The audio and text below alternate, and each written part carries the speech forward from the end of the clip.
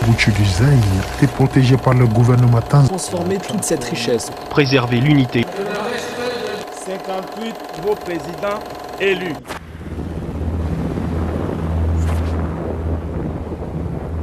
Le 16 janvier 2001, la République démocratique du Congo a sombré dans l'incertitude. Le président du pays, Laurent Désiré Kabila, était assis dans son bureau lorsque l'un de ses gardes du corps est entré, a pointé son pistolet sur lui et a tiré à plusieurs reprises. L'actualité internationale, et cette fois c'est certain, Laurent Désiré Kabila est mort. Il aurait succombé à ses blessures la nuit dernière à Harare au Zimbabwe où on tentait de le soigner. Il sera enterré mardi prochain à Kinshasa. Le journal télévisé a ensuite présenté son successeur comme étant son fils, Joseph Kabila, âgé de 29 ans, et qui ne s'était pas encore bâti un nom. Ce jeune homme était toutefois connu des diplomates étrangers et du public congolais. Il était par ailleurs au rang de l'Alliance des forces démocratiques pour la libération du Congo de son père, alors qu'elle a renversé le gouvernement de Mobutu. Il jouissait d'une légitimité parmi les militaires et de la confiance étroite de son père, d'où la raison pour laquelle ils l'ont choisi pour succéder à son père. Le jeune Kabila a hérité d'un pays qui traversait une guerre insoluble, vide d'institutions civiles et l'héritage des violations des droits de l'homme commises sous les règnes de son père, Laurent Désiré Kabila, ainsi que du dictateur Mobutu. Il aura à faire ainsi face à de nombreux défis pendant sa gestion du pays. Aujourd'hui, nous vous parlerons de l'histoire de l'ascension de Joseph Kabila, ainsi que ses 18 ans de règne en République démocratique du Congo.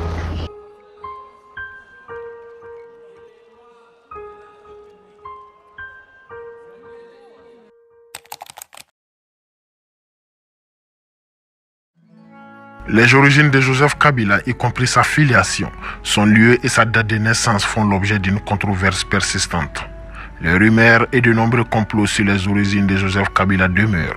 Toutefois, de ce qui existe, Joseph Kabila et sa sœur jumelle Jeannette sont nés vers le 4 juin 1971 à Hewabourade, dans le territoire de Fizi, province du Sud Kivu au nord de Kantaga en République démocratique du Congo.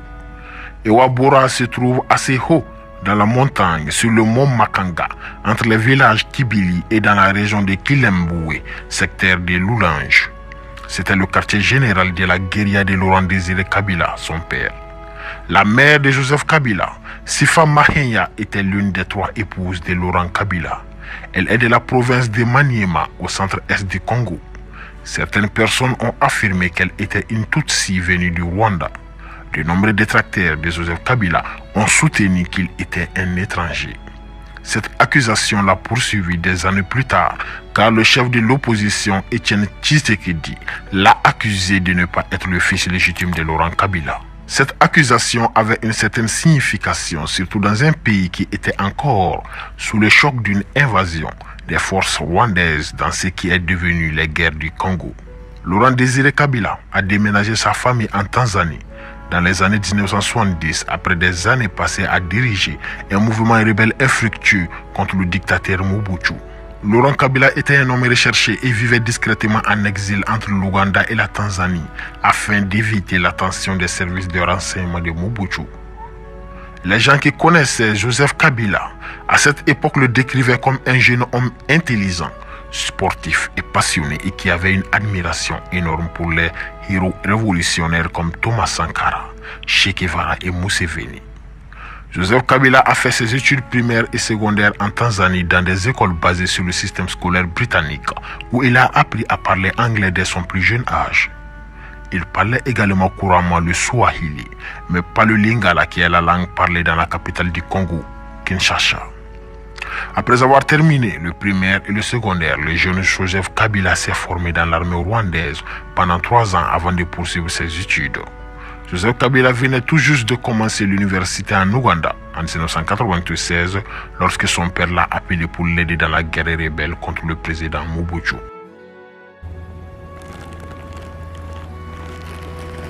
Dans les périodes de 1996 et 1997, connues comme la première guerre du Congo, Laurent Désiré Kabila a dirigé l'Alliance des forces démocratiques pour la libération du Congo, l'AFDL, le groupe rebelle qui voulait mettre fin à la dictature de Mobutu. Durant cette guerre, Joseph Kabila a travaillé aux côtés d'une personnalité rwandaise de premier plan, James Kabarebe, qui était à l'époque stratège militaire et chef du mouvement rebelle AFDL de Laurent Désiré Kabila.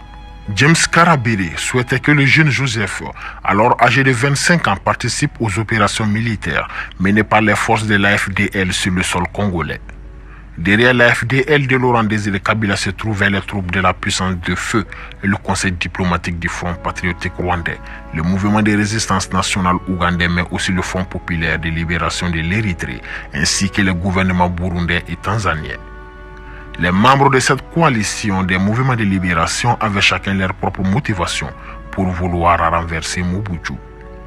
Lorsque cette coalition a scellé le sort de Mobutu, Laurent Désiré Kabila a annoncé en mai 1997 de Lubumbashi qu'il assumait la présidence de la République.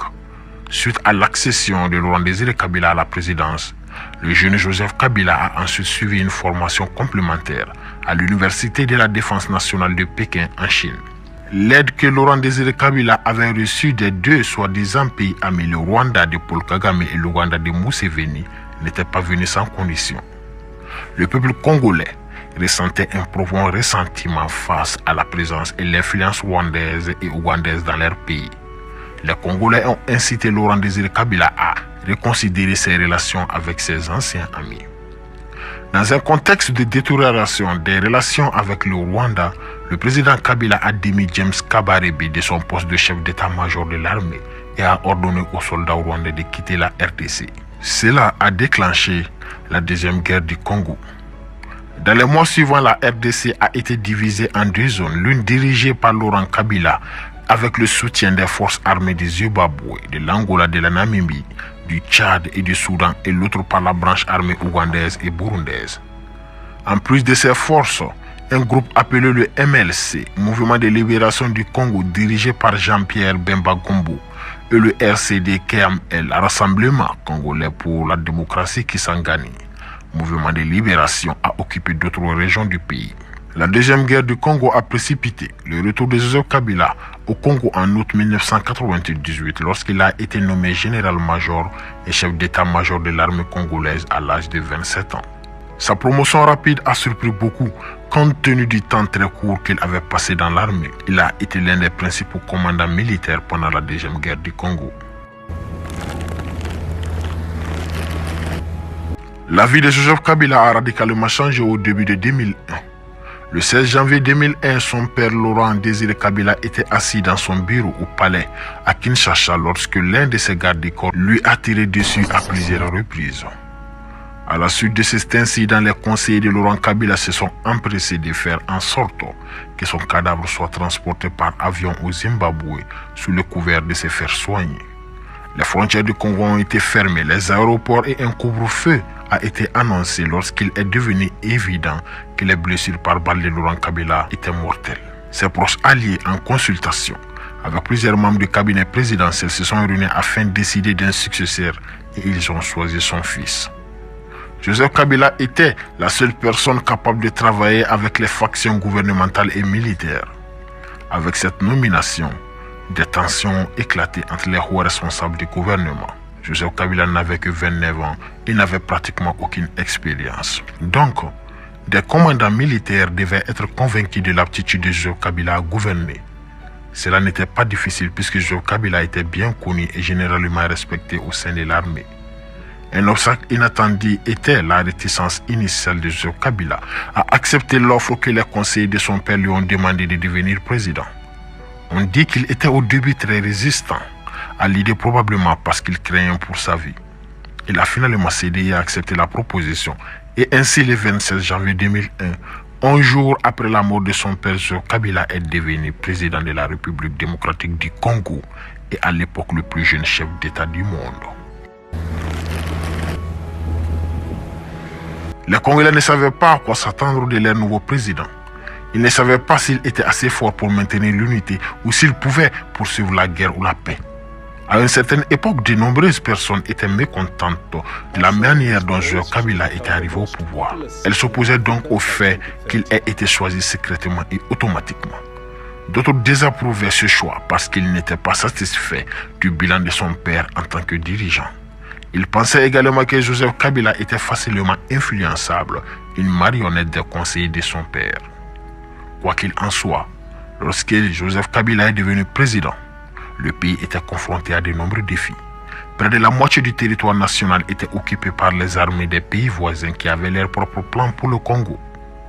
Malgré cette situation compliquée, Joseph Kabila a fait preuve d'une forte volonté.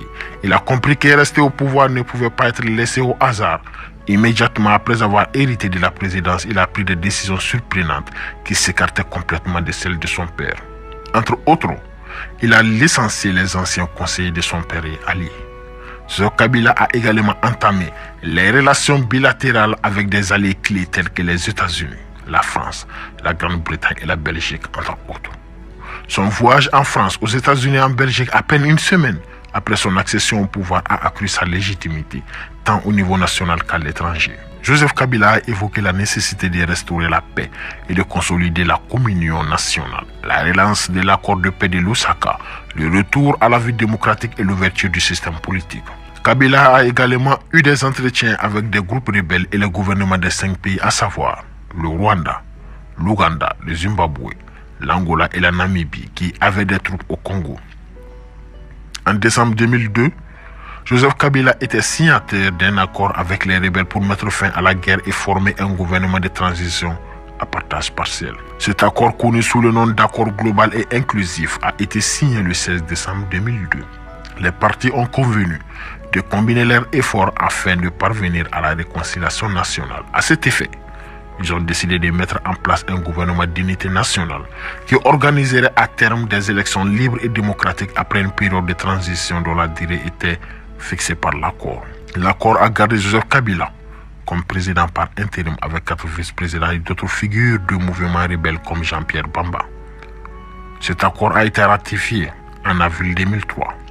Les soldats de la paix des Nations Unies sont arrivés en République démocratique du Congo à fin mars 2003 pour surveiller le cessez-le-feu et le retrait des troupes. Par exemple, en 2004, il a été victime d'une tentative de coup d'État. Heureusement pour Joseph Kabila, ses forces loyalistes ont écrasé le coup d'État. Malgré cette tentative, il a poursuivi son dessein d'unifier le pays. En 2001, lorsque Joseph Kabila prenait le pouvoir, l'économie était dans un état désastreux, sans infrastructure de croissance, une inflation rapide et une monnaie en chute libre. Joseph Kabila a approché la Banque mondiale, le FMI et les donateurs occidentaux au Congo. Les premiers résultats de ces réformes ont au moins été impressionnants et la valeur du franc congolais s'est stabilisée. De nouveaux investissements ont afflué dans le secteur de la construction des infrastructures de télécommunications minières. Toutefois, les indicateurs de développement sont restés inférieurs à la moyenne africaine, avec une augmentation de l'espérance de vie et de la scolarisation et une baisse spectaculaire de la mortalité infantile. Les indicateurs économiques se sont toutefois améliorés sous les règnes de Joseph Kabila, bien qu'ils soient restés en deçà du potentiel du pays.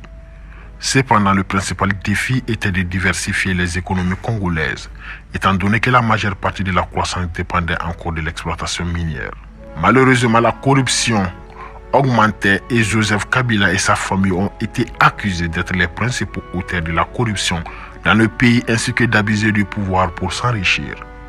Par exemple, une organisation connue sous le nom de Groupe de recherche sur le Congo a publié un rapport en collaboration avec Bloomberg News, a exposé les réseaux complexes d'entreprises que le président et ses proches ont construits au pays. Le rapport a montré que les Kabila étaient impliqués dans tout, de l'agriculture à des mines, à l'aviation et à la construction. Ce rapport alléguait également que de nombreuses entreprises liées à Kabila recevaient un traitement spécial.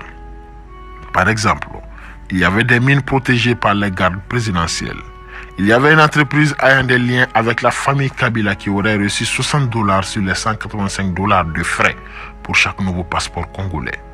Les journaux panaméens publiés en avril 2016 ont révélé que la chère jumelle de Kabila, Jeannette, sous différents noms, détenait une part indirecte du plus grand opérateur de téléphonie du pays. Une autre enquête intitulée Braquage du Congo, menée par des médias internationaux et des ONG, accusait Joseph Kabila et sa famille d'avoir siphonné au moins $138 millions américains dans la caisse de l'État.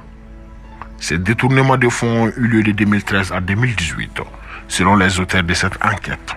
L'acteur principal aurait été le frère de Kabila, Francis Selemani. Il semblerait que Selemani ait acheté de nombreuses maisons de luxe aux États-Unis et en Afrique du Sud, en partie grâce à des fonds détournés du gouvernement congolais.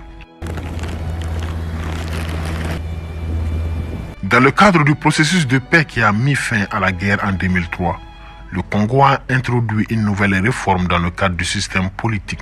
Les différents dirigeants rebelles ont rebaptisé leurs milices en partis politiques et ont échangé leurs uniformes contre des costumes.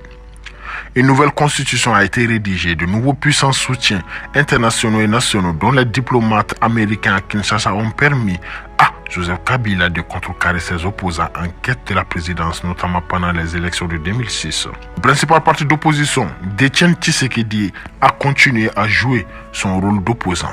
La réélection de Joseph Kabila en janvier 2011, des suites d'un amendement constitutionnel, a éliminé le deuxième tour dans la course présidentielle, permettant à un candidat de gagner sans nécessairement avoir la majorité des voix. Le climat politique qui a précédé les élections était tendu et ponctué de violence en raison des tensions entre les partis. Plusieurs surveillances internationales et certains ont qualifié les élections de 2011 de mal organisées et ont dénoncé de nombreuses irrégularités. Les observateurs internationaux ont même rapporté que dans certaines circonscriptions, des taux de participation incroyablement élevés ont été constatés et que des centaines de milliers de bulletins de vote avaient disparu. Pour sa part, l'archevêque de Kinshasa a déclaré que les résultats de la commission électorale ne confirmaient ni la vérité ni la justice. En effet, la proclamation de Joseph Kabila comme vainqueur des élections présidentielles a soulevé les questions de sa légitimité et a plongé le Congo dans une grave crise constitutionnelle. Mais les résultats ont été confirmés par la Cour suprême et Joseph Kabila a été investi le 20 décembre 2011. Dans les années qui ont suivi, Joseph Kabila a été la cible de protestations alors qu'il y avait des soupçons dès 2011 qu'il ne démissionnerait pas à la fin de son mandat en 2016 et qu'il chercherait des moyens de prolonger son mandat. Ces soupçons se sont confirmés lorsque 3 ans avant le vote prévu, il a fait pression en faveur d'un amendement constitutionnel qui supprimerait la limite de 2 ans de mandat. Mais cette tentative a échoué et a déclenché des défections au sein de la coalition au pouvoir de Kabila. Ses alliés ont ensuite proposé un long recensement national qui repousserait la date, mais qui a également échoué. Kabila s'est donc tourné vers des moyens plus créatifs. Par exemple, le gouvernement a annoncé que les 11 provinces du Congo seraient divisées en 26, ce qui a eu pour effet d'affaiblir les politiciens rivaux et de détourner les ressources des élections. Les soupçons contre Kabila se sont renforcés après que la Cour constitutionnelle a statué en mai 2016 que si les élections étaient retardées, Joseph Kabila resterait en fonction jusqu'à ce qu'un successeur puisse être élu et installé plus tard. Le tribunal a fait une demande de la commission électorale visant à reporter les élections de 2016. L'une des raisons évoquées pour retarder les élections était la logistique liée à la tenue des élections. L'élection présidentielle a finalement été reportée et programmée pour le 23 décembre 2018. Après des périodes de spéculation sur les intentions de Joseph Kabila, il a été confirmé qu'il ne présenterait pas à l'élection et qu'il soutiendrait plutôt la candidature d'Emmanuel Ramazani Shadari. Lorsque les résultats ont été proclamés, Félix Tshisekedi, fils d'Etienne Tshisekedi, décédé en 2017, est élu. Martin Fayulu, un autre candidat de l'opposition, et d'autres ont accusé Félix Tshisekedi et Joseph Kabila d'avoir conclu un accord pour assurer la victoire électorale du premier en échange de la protection des intérêts de Kabila. Martin Fayulu a contesté les résultats devant la Cour constitutionnelle, mais le tribunal a déclaré Tshisekedi vainqueur. Joseph Kabila a démissionné le 24 janvier 2019, mettant fin à son mandat.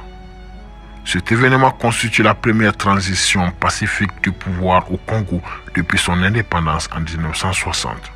Ceci marque la fin des 18 années de règne de Joseph Kabila en République démocratique du Congo. Merci et à la prochaine.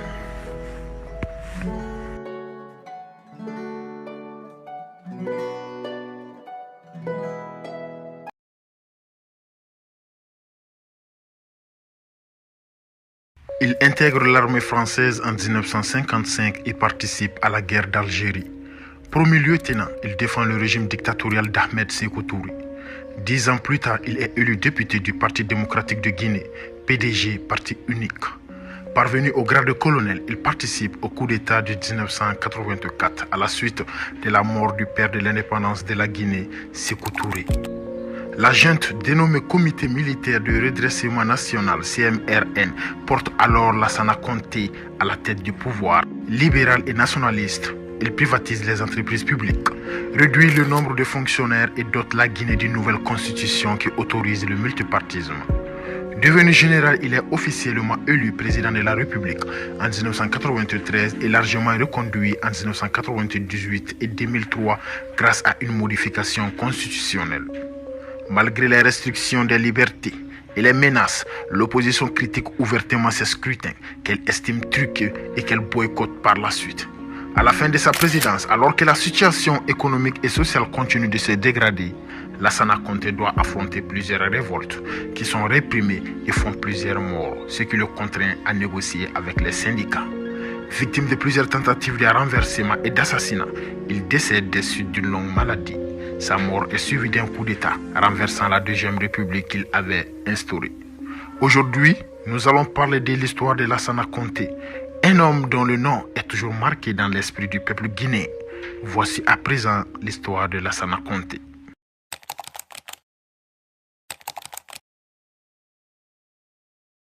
Lassana Conté est né le 30 novembre 1934 à Moussaya Lumbaya, région du Doubreka en Guinée-Conakry. Fils d'agriculteur, Lassana Conté est issu de l'ethnie des Soussous. Les Soussous sont une population d'Afrique de l'Ouest, vivant principalement en Guinée, également au nord-ouest de la Sierra Leone et en Guinée-Bissau. Ils sont originaires du Mandé, espace compris aujourd'hui entre le sud du Mali et l'est de la Guinée. Bref, Lassana Conté entre à l'école des enfants de troupes de Bégerville, Côte d'Ivoire en 1950, puis à celle de Saint-Louis, Sénégal. Il effectue ensuite ses classes au peloton à Caille au Mali. À présent, nous sommes en 1955. La guerre d'Algérie bat son plein. En tant que guerre d'indépendance et de décolonisation, elle oppose des nationalistes algériens, principalement réunis sous la bannière du Front de Libéral National FLN à la France.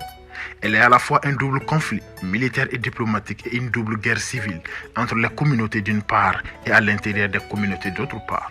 La même année, en 1955, Lassana Conté entre dans l'armée française.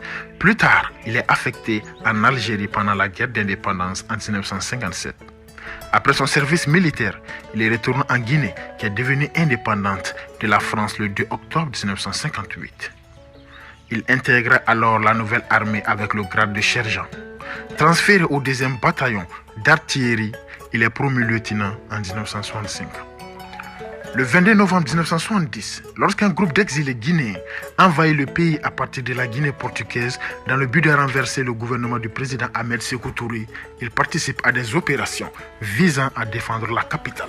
Après que les forces pro-gouvernementales parviennent à stopper l'invasion, Lassana Conté est promu le 27 février 1971 au grade de capitaine pour service rendu à la nation et jouit de la réputation de militaire courageux. En 1973, il est nommé commandant de la région militaire de Bouké, nord-ouest de la Guinée, afin d'aider le Parti africain pour l'indépendance de la Guinée du Cap-Vert, PAIGC, mouvement de guérilla indépendantistes dans le pays voisin, la Guinée portugaise. Il s'agit d'un parti politique fondé en 1956 par des militants indépendantistes autour d'Amilcar Cabral dans le but de réaliser l'indépendance du Cap-Vert et de la Guinée portugaise, alors sous domination coloniale. Chef d'état-major adjoint de l'armée de terre à partir de 1975, puis chef de la délégation guinéenne au cours des négociations censées régler un différend frontalier avec la Guinée-Bissau. En 1977, il est élu à l'Assemblée nationale en 1980 sur la liste unique du Parti démocratique de Guinée, PDG. 2 ans plus tard, élu membre du comité central du PDG, il est promu colonel.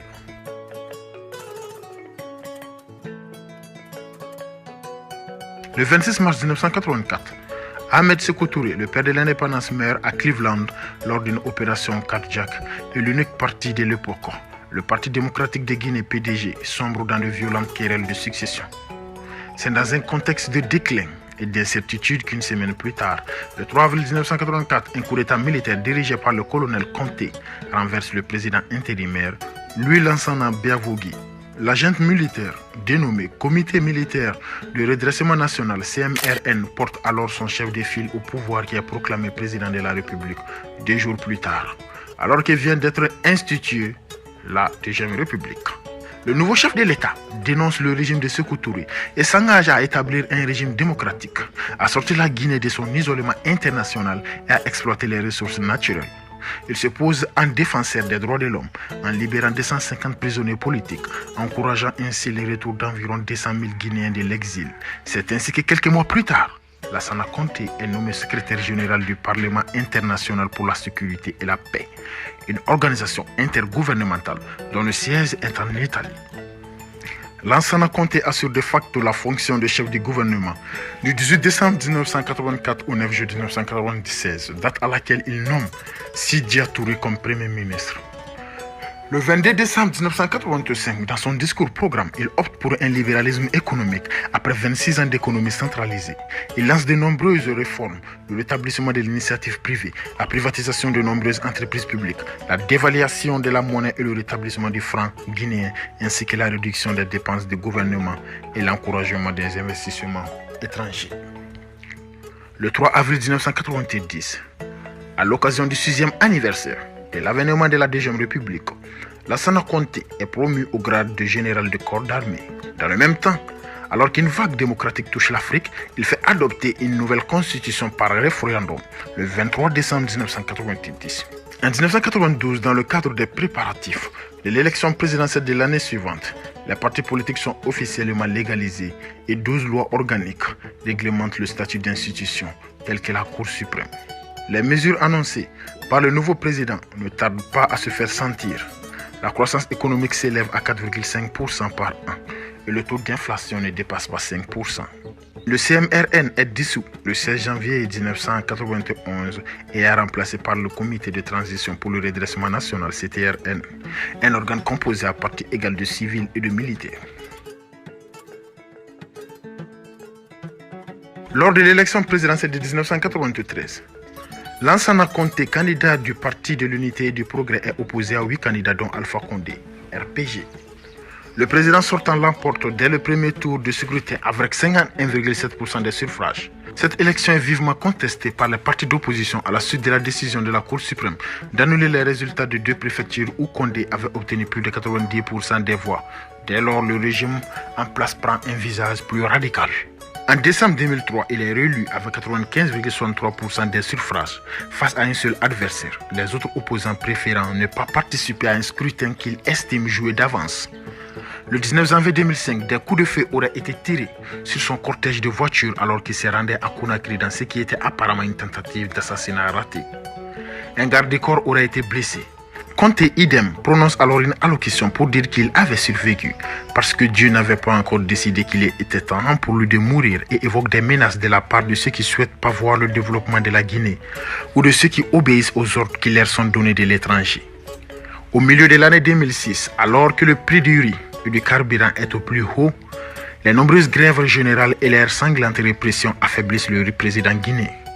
En août, Human Rights Watch rend public un rapport de 30 pages qui condamne les violations des droits humains en Guinée en mettant en évidence le vide politique résultant de la maladie du président en cours et exprimant sa préoccupation quant à l'avenir. Mais en octobre 2006, le général Conté annonce qu'il compte demeurer président jusqu'à la fin de son 3e mandat. En 2010, tout en précisant qu'il aime son pays et qu'il le protège contre ses ennemis, il déclare également qu'il est à la recherche d'un successeur comme lui, qui a de l'envergure, patriote, pour diriger la Guinée. Malgré une nouvelle grève générale commencée le 10 janvier 2007, Lansana Conté s'accroche au pouvoir. Une semaine après, il annonce le limogeage de Fodé Bangoura, ministre d'État aux Affaires présidentielles et numéro 2 du régime.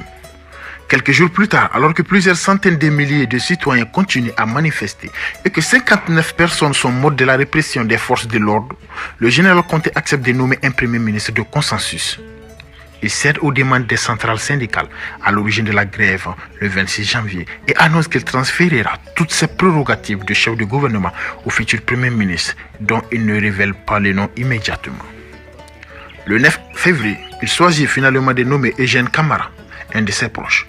Mécontent de ce choix, les syndicats et la société civile s'embrasent. Le président cède à la pression et le 26 février, il nomme Lansana Kouyaté au poste de premier ministre. Le bilan humain de ce soulèvement est terrible. Au moins des centaines de personnes sont tuées et plus de 1000 blessés. En mai et juin 2008, des soldats menacent la stabilité du pays en réclamant le paiement des arriérés de leurs soldes, fragilisant encore un peu plus le régime en place.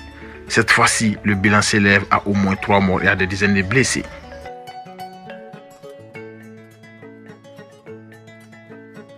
Des rumeurs récurrentes le disant mourant circulent dès 2002. Au mois de décembre de cette même année, des médecins marocains lui diagnostiquent une leucémie et une forme aiguë de diabète et lui annoncent qu'il lui reste moins de 6 mois à vivre. À l'occasion de l'élection présidentielle de 2003, il reconnaît avoir des douleurs aux pieds, se voyant contraint de voter à bord de sa voiture en raison de sa difficulté à marcher. Début 2006, son état de santé s'aggrave. Brusquement, il se rend alors à plusieurs reprises à l'étranger pour se faire hospitaliser et est victime de coma diabétique à répétition. Grand fumeur, Lassana Conté souffre également de problèmes cardiaques, est régulièrement absent des réunions internationales, ne quitte plus le territoire national lors des dernières années de sa vie et ne peut pas assister aux cérémonies du 50e anniversaire de l'indépendance de la Guinée, le 2 octobre 2008. Il ne vit plus dans la capitale, mais dans un petit village où il cultive des champs de riz. Durant cette période, ce sont ses proches conseillers, régulièrement renouvelés, qui assurent véritablement le pouvoir. Le 23 décembre 2008, Aboubacar Sompare, président de l'Assemblée nationale, annonce à la télévision que le président de la République est mort la veille, des suites d'une longue maladie sans préciser la cause exacte de sa mort. Un deuil de 40 jours est alors décrété par le Premier ministre. Quelques heures après sa mort, un groupe d'officiers se présentant sous le nom de Conseil national pour la démocratie et le développement, CNDD, annonce à la radio, par le biais de son porte-parole Moussa Dadis Camara, la dissolution du gouvernement et de la constitution du pays, ce qui inaugure un coup d'État. Le 24 décembre 2008, Moussa Dadis Camara s'autoproclame président de la République. Les funérailles de Lassana Conté, qualifiées de grandioses par la presse, se déroulent le 26 décembre 2008 à Conakry et rassemblent plus de 30 000 personnes, dont plusieurs chefs d'État africains. C'est la fin de notre vidéo. Merci et à la prochaine.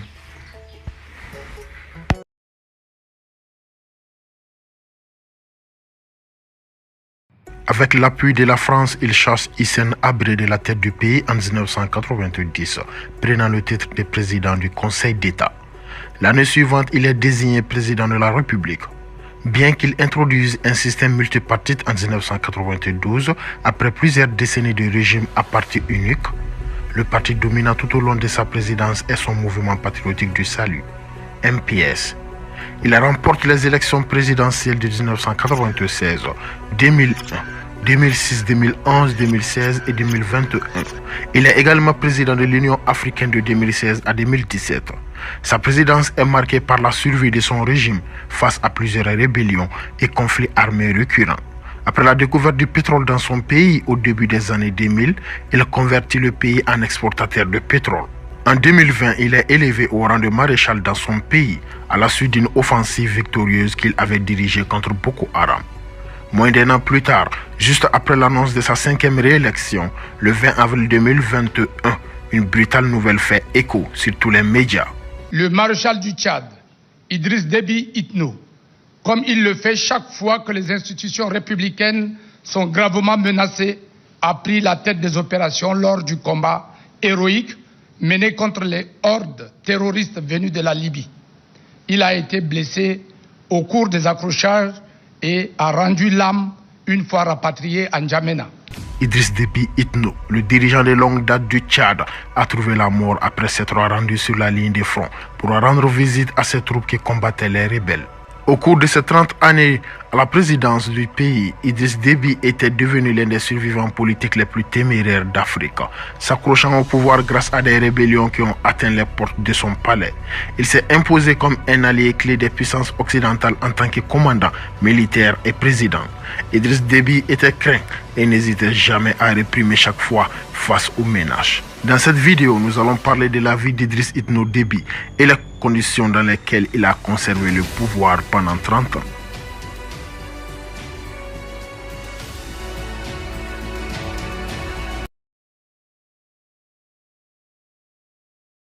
Depuis son indépendance de la France, le 11 août 1960, le Tchad a connu peu de périodes de paix réelle. Une guerre civile de longue date de 1966 à 1979, plusieurs invasions de la Libye et les mouvements rebelles dans différentes régions ont déchiré le pays pendant des décennies. La division entre le nord du pays peuplé de musulmans et le sud largement peuplé de chrétiens a été renforcée par la France lorsqu'elle a colonisé le pays. Pendant la période de colonisation, les Français ont favorisé le sud et ont renversé la domination historique du nord. Le Tchad a élu son premier président en 1960 et son nom était François Tombalbaye, le chef du parti progressiste tchadien.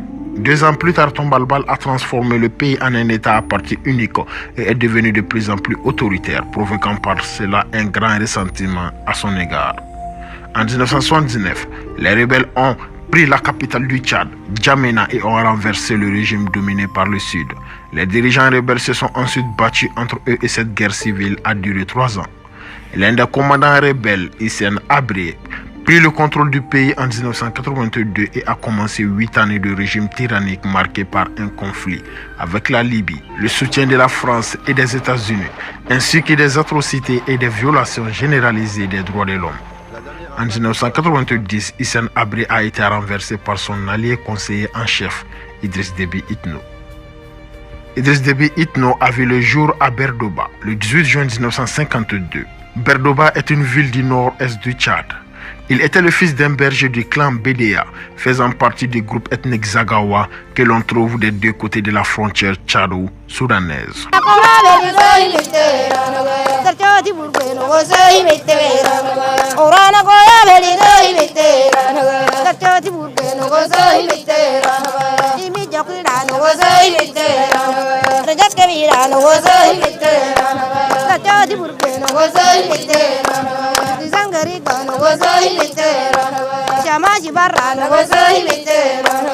Au début des années 1970, le pays était en proie à une longue guerre civile. Après avoir passé son baccalauréat, il entre à l'école d'officier à N'Djamena. Le jeune Idriss est ensuite allé en France pour suivre une formation complémentaire dans une école de pilotage et a obtenu une licence de pilote en 1976. On dit qu'Idriss Déby pouvait déchiffrer le code Morse, langue utilisée pour envoyer des messages de longue distance. Il aidait parfois ses camarades à passer les examens de codage à l'école. Selon les témoignages de l'époque, Idriss Déby était décrit comme un élève calme et discret qui motiverait ses camarades lors d'exercices physiques. En 1978, Idriss Déby est revenu au Tchad qui était en conflit. Lorsque Idriss Déby est revenu au Tchad, la nation était au milieu de la guerre civile. Il a rejoint immédiatement Hissène Habré, le célèbre chef de guerre, et ses compatriotes du Nord entrés en rébellion en mars 1980 contre Goukouni Ouédé après l'éclatement du gouvernement d'union nationale de transition formé 5 mois plus tôt. Habré nomme alors Déby comme commandant en chef des forces armées du Nord, FAN. Le 7 juin 1982, Habré rentre dans la capitale N'Djamena avec Déby à ses côtés. Il renverse et pousse le président Goukouni Ouédé à s'exiler en Algérie. En récompense de son soutien, Hissène Habré a fait de Idriss Déby son chef adjoint de l'armée. 2 ans plus tard, c'est sous l'autorité d'Idriss que la répression dans le sud connue sous le nom de Septembre Noir s'est produite. Cette répression visait le sud-est du Tchad. En septembre 1984, des villages ont été attaqués, incendiés et détruits. À cette époque, Idriss Déby était reconnu comme un brillant stratège militaire et a été nommé commandant en chef des forces armées. Cependant, il devenait trop populaire et puissant au goût de Hissène Habré. Il a décidé de le mettre à l'écart en l'envoyant suivre une formation d'officier en France. À son retour au Tchad, Hissène Habré a fait de lui un conseiller militaire. Au fur et à mesure que Hissène Habré a renforcé son pouvoir, il a réparti les charges et les postes au sein de sa propre tribu et devint ainsi moins dépendant d'Idriss Déby. L'influence d'Idriss Déby commença à baisser peu à peu, ainsi que le privilège que bénéficiait sa tribu. À la fin des années 1980, les relations entre Idriss Déby et Hissène Habré se détériorent. Un de ses cousins, Hassan Djammous, le remplace au poste de commandant en chef, tandis qu'un autre de ses cousins, Ibrahim Mohamed Itno, devint président de l'Intérieur. La police politique d'Habré persécute et exécute les Zagawa, la tribu de Idriss Déby. Après une tentative de coup d'État le 1er avril 1989, les 3 hommes, Idriss Déby et ses 2 cousins, prennent la fuite, tandis que le colonel Hassan Djammous est blessé et capturé par les hommes de Hissène Habré et son cousin Ibrahim Mohamed Itno tué. Idriss Déby réussit à gagner le Soudan puis la Libye où il obtient l'aide du dirigeant libyen Mohamed Kadhafi contre la promesse de libérer les prisonniers de guerre libyens détenus au Tchad. Déby retourne au Soudan où il crée en mars 1990 le mouvement rebelle du mouvement patriotique du salut, MPS. Le 1er décembre 1990, avec l'aide des services de renseignement français et le soutien de la Libye et du Soudan, ces forces engagent un combat acharné contre la dictature de Hissène Habré. Après des semaines d'intenses combats, Déby et ses hommes arrivent à s'emparer de N'Djamena et chassent Habré qui se réfugie au Sénégal. Après avoir pris le pouvoir, Idriss Déby a commencé un processus visant à mettre en place des élections multipartites régulières. À cet égard, une conférence nationale a eu lieu en 1993 pour établir un gouvernement de transition et Idriss Déby a été officiellement désigné président par intérim. Lors de son investiture, il promet la tenue d'une conférence nationale ayant pour tâche principale l'élaboration d'une nouvelle constitution. Il fait adopter dès février 1991 une charte nationale qui pose les principes directeurs de l'État tchadien et les bases d'une réforme institutionnelle. La charte servira de loi fondamentale jusqu'à la promulgation de la constitution le 14 avril 1996. Il est parallèlement promu général des corps armés en 1995. Son régime a été le premier à organiser des élections dans l'histoire du Tchad. Les premières élections ont eu lieu en 1996. Cependant, les résultats de ces élections ont été contestés à la fois par la société civile d'opposition et par les ONG internationales. Il est largement admis que les élections ont été truquées avec le soutien de la France. Voulant se positionner en véritable démocrate, Idriss ouvre son gouvernement à une partie de l'opposition. En 1998, son ancien ministre de la Défense, Youssouf Togoïmi, fonde un groupe rebelle, le Mouvement pour la démocratie et la justice au Tchad, MDJT, et monte une rébellion contre son gouvernement basé dans le nord du pays. Le 20 mai 2001, Idriss Déby est réélu président dès le premier tour avec 63,17% des voix. C'est encore une fois au milieu d'allégations que Idriss Déby reste au pouvoir. Le 16 janvier 2002, la Libye négocie un accord cadre de paix avec le MDJT et le gouvernement de Déby. Mais les négociations sont suspendues en mai en raison d'une dispute au sein du MDJT entre la ligne dure de Togoïmi et la branche modérée d'Okoum Togoï. La mort de Togoïmi en septembre 2002 signale la fin de la rébellion du MDJT. Idriss Déby annonce la fin de la construction de l'oléoduc Tchad-Cameroun et le début de la production de pétrole pour le pays en 2003. De ce fait, 2 ans plus tard, le Tchad adhère en 2005 à l'Association des producteurs de pétrole africains, APA. Le 26 mai 2004, les députés adoptent une modification constitutionnelle qui lève la limitation des mandats présidentiels auparavant fixés à 2.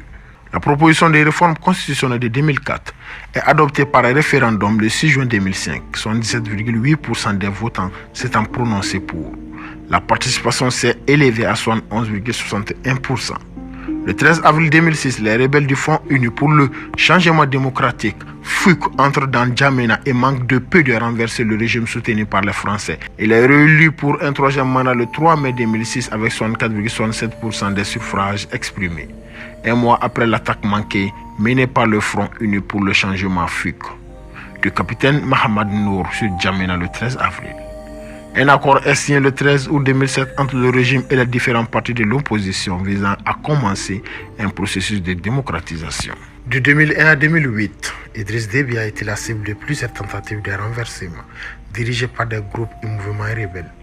En février 2008, il a de nouveau à faire face à des attaques rebelles sur la capitale N'Djamena qui entraînent le rapatriement des expatriés français vers le Gabon et la France. 3 fois plus nombreux à s'élancer du Soudan, une fois en ville, les rebelles cernent le palais présidentiel le 2 février. Encerclé dans son palais, le président tchadien appelle plusieurs fois dans la journée le président français Nicolas Sarkozy. Celui-ci lui propose l'exil en territoire français. Grâce au soutien militaire total de la France, incluant aide logistique, livraison de munitions depuis la Libye, renseignements militaires et combat des troupes françaises contre les rebelles, Idriss Déby parvient à se maintenir au pouvoir et les rebelles se replient. Le 25 avril 2011, il est réélu pour un 4e mandat dès le premier tour de l'élection présidentielle. Les principaux opposants avaient décidé de boycotter l'élection, contestant les conditions dans lesquelles les élections allaient se dérouler et dénonçant une mascarade électorale. Dès son élection, Idriss Déby s'oppose à l'intervention militaire occidentale durant la guerre civile libyenne de 2011, position que de nombreux médias décrivent alors comme un soutien au général Mohamed Kadhafi. Certains assurent d'ailleurs qu'il aurait envoyé des éléments de la garde tchadienne dans le pays. Il déclare de son côté vouloir que le dictateur libyen quitte le pouvoir, mais en douceur et non à la suite d'une intervention armée qui laissera des traces selon lui. L'année suivant sa réélection, Idriss Déby lance une vaste opération anticorruption dans le pays baptisée Opération Cobra. L'État perd alors un montant estimé à 300 milliards de francs CFA. Pour lutter contre la rébellion au Mali, le Tchad envoie des troupes au nord du Mali pour participer à l'opération Serval en 2013. Idriss Déby décrit alors ce qui se passe dans le nord du Mali comme la conséquence de la dislocation de la Libye et de la dissémination de son arsenal. Devant faire face à la menace grandissante de Boko Haram, un groupe terroriste rallié à l'État islamique dans le nord du Nigeria, Idriss Déby augmente la participation du Tchad à la force multinationale mixte, une force armée composée du Niger, du Nigeria, du Bénin et du Cameroun. Cette action au Mali ou encore au Nigeria contre Boko Haram valent à Idriss Déby de recevoir un soutien fort de la France et des États-Unis. Idriss Déby annonce sa candidature à l'élection présidentielle d'avril 2016 après avoir fait interdire des manifestations provoquées par le viol d'une jeune fille. Ce viol impliquait des fils de dignitaires du régime au Tchad. Idriss Déby n'a pas hésité à appréhender les auteurs du crime. À la grande surprise de tous, Idriss Déby exécute l'instauration d'une limite des mandats dans la Constitution, déclarant qu'en 2005, la réforme de la Constitution était menée dans un contexte où la nation était en danger, tandis qu'en 2016, le Tchad ne peut pas se concentrer sur un système qu'un changement de pouvoir mettrait en difficulté. En avril, sans opposition solide, il est réélu dès le premier tour avec 59,9% des voix. Le 4 mai 2018, il promulgue la constitution tchadienne de 2018, adoptée le 30 avril 2018 par le Parlement. Le jour même, il annonce une amnistie pour les rebelles et appelle les exilés politiques à rentrer au Tchad. Le règne d'Idriss Déby aurait pu être celui de la prospérité pour le peuple tchadien. Les vastes déserts du Tchad présentent d'immenses réserves d'uranium ainsi que de pétrole qui génèrent une grande partie des revenus du pays. Malheureusement, sous le régime, le Tchad figurait fréquemment dans la liste des pays les plus pauvres et les plus corrompus du monde. En septembre 2017, un rapport d'Amnesty International dénonce une vague de répression au Tchad sous le mandat d'Idriss Déby. Il est noté qu'Idriss Déby réduisait au silence les voix de ceux qui s'élèvent contre le gouvernement et ses politiques au moyen d'un harcèlement juridique, administratif et policier continu contre ses opposants. Les revenus pétroliers étaient censés aller aux secteurs prioritaires comme l'éducation et la santé. Mais Idriss Déby a simplement ajouté la sécurité à la liste de ses priorités. Idriss Déby était connu pour son népotisme à l'égard de ses proches et nombreux enfants, dont quelques-uns étaient des hauts gradés de l'armée. Les Panama Papers indiquent que le clan au pouvoir a détourné 10,76 milliards de dollars pour les placer dans un paradis fiscal. En 2018, l'État tchadien est au bord de la faillite et Déby réagit en réduisant le salaire des fonctionnaires d'un tiers. Toutefois, l'influence régionale d'Idriss Déby était indéniablement importante. L'armée que Idriss Déby a créée est devenue l'une des armées les plus efficaces d'Afrique subsaharienne. Le Tchad est ainsi devenu un pilier de la lutte contre les groupes rebelles dans diverses régions de l'Afrique, notamment au Nigeria et au Cameroun. L'armée d'Idriss Déby a également été impliquée dans le passé dans des guerres civiles voisines, particulièrement celles du Soudan et de la République centrafricaine, et peut-être de la Libye. Idriss Déby était donc devenu un facteur stabilisateur de la région subsaharienne. En mai 2018, Idriss Déby a étendu son pouvoir présidentiel lorsqu'une nouvelle constitution a été mise en œuvre. Le poste de premier ministre a été supprimé et le pouvoir exécutif a donc été concentré entre les mains du président. Parmi les changements apportés dans le cadre de la constitution, Idriss avait la possibilité de se présenter aux 2 prochaines élections, restant potentiellement en fonction jusqu'en 2033. En août 2020, Idriss Déby est nommé maréchal par l'Assemblée nationale après une offensive victorieuse en avril contre les djihadistes. Sans surprise, Idriss Déby a choisi de se présenter aux élections qui ont lieu au début de l'année 2021. En février 2021, le mouvement patriotique du salut investit Idriss Déby comme candidat à l'élection présidentielle d'avril 2021. Le 11 avril 2021, au moment où les gens se rendaient aux urnes pour voter à l'élection présidentielle, les rebelles du Front pour l'alternance et la concorde au Tchad, FACT, lance depuis la Libye une offensive dans le nord-ouest du Tchad. L'armée tchadienne réplique alors par une contre-offensive et de violents combats éclatent dans les environs de la ville de Mao, dans la région de Kanem. Pendant que bon nombre des résultats provisoires des élections annonçaient la réélection de Idriss Déby, le lendemain, l'armée a annoncé qu'Idriss Déby avait été tué après avoir combattu les rebelles sur les lignes de front du conflit. Idriss Déby était considéré comme chef de guerre qui rendait souvent visite aux soldats sur le front de bataille. Il n'était donc pas surprenant d'apprendre qu'Idriss Déby était mort sur le front de bataille. Selon une version, il aurait été tué lors d'échanges de tirs entre une colonne rebelle et des militaires loyalistes. D'après une autre version donnée par le journaliste Philippe Chaplot, il aurait succombé, ainsi que 4 de ses généraux au cours d'une réunion de pourparlers à Mao avec des chefs du FACT, la réunion ayant dégénéré. Un conseil militaire de transition dirigé par un de ses fils, Mohamed Idriss Déby, commandant de la garde présidentielle, est chargé de le remplacer. Un deuil national de 14 jours est décrété. Un couvre-feu est instauré et toutes les frontières terrestres et aériennes sont fermées. La mort du maréchal Déby met fin à 3 décennies de règne à la tête du Tchad. Merci et à la prochaine.